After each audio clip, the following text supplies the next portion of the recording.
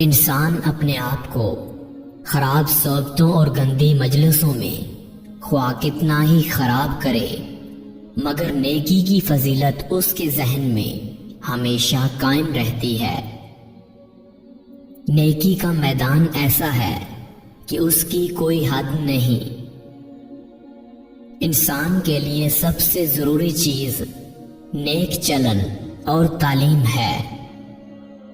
یاد رکھو کہ مریض کے اخلاق کا سب سے اچھا علاج نیک صحبت کی آب و ہوا میں رہنا ہے۔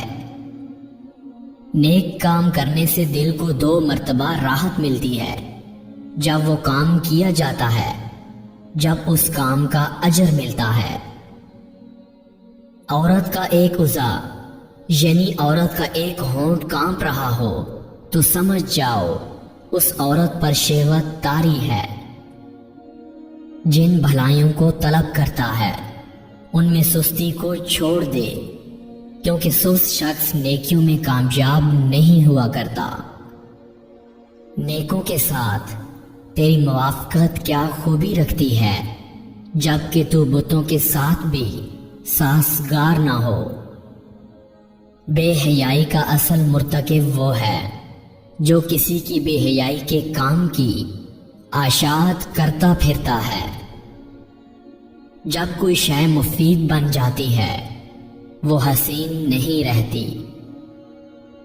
محبت دل میں ایک آگ ہوتی ہے جو محبوب کی مراد کے سوا سب کچھ جلا دیتی ہے۔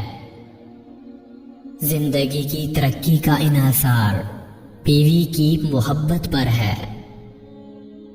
دوسری عورتوں کو کہا جا سکتا ہے کہ وہ ماں جیسی ہیں، ماں کو کوئی نہیں کہتا کہ عورتوں جیسی ہے۔